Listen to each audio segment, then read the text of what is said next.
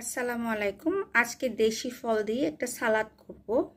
সালাদ ভর্তা যাই বলেন, আমরা কিন্তু দেশি ফল খেতে চাই না, কিন্তু যে কোনো বিদেশি ফল থেকে আমাদের দেশি ফলের পুষ্টিগুণ অনেক বেশি। আজকে পুষ্টিগুণ নিয়ে কোনো কথা বলবো না, কারণ ভিডিওটা অনেক বেশি লং হয়ে যাবে। তো কিভাবে এই সালাদ বা ভর্তাটা করতে হয় তা শুধু আমি দেখিয়ে দিব। আমার তো এখনই অনেক বেশি লোভ লাগছে বানানোর আগে। তো এখানে নিয়েছি আমি একটা পেয়ারা, এবং এটা কিন্তু কাজী পেয়ারা না, দেশি পেয়ারা। আর একটা আমড়া নিয়েছি, আর নিয়েছি জাম্বুরা।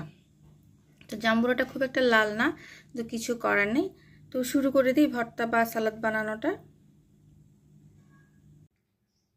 তো জাম্বুরার কোষগুলো ছাড়িয়ে নিয়েছি, আর আমড়া গোটাটা আমি কিন্তু থেতো করে নিয়েছি।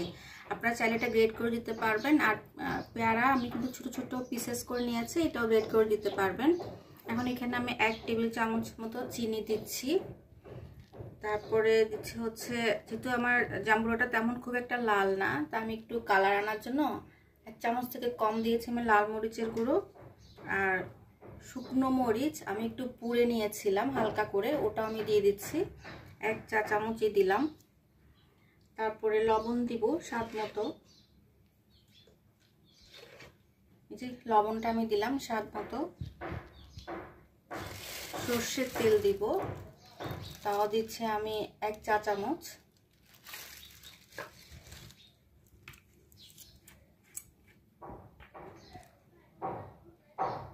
কাসুন্দি দিলাম, এটা 1 টেবিল চামচ থেকে কম আছে। এখানে যদি একটি দেশি ধনিয়া পাতা দেওয়া যেত তাহলে কিন্তু আরো অনেক বেশি মজা হতো। আপনাদের কাছে থাকলে অবশ্যই দেওয়ার চেষ্টা করবেন। এখন হালকা হাতে একটু মেখে নিব, যেহেতু জাম্বুরা খুব একটু বেশি চাপ দিয়ে ভর্তা করলে তেতো হয়ে যাওয়ার সম্ভাবনা থাকে। আমি একটু হালকা হাতে জাম্বুরাটা ফার্স্টে মেখে নিচ্ছি।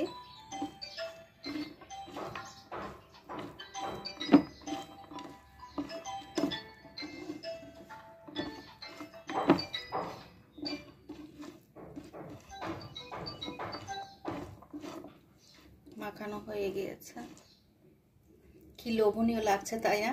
আমি তো আর দেরি করতে পারছি না, এখনই খাওয়া শুরু করে দিব। তো আশা করছি এভাবে দেশি ফলের সালাদ বা ভর্তা আপনারা বানিয়ে খাবেন। পুষ্টিগুণ তো আছে অনেক বেশি অনেক বেশি, সেই সাথে কিন্তু দুপুরে খুব জমে যাবে।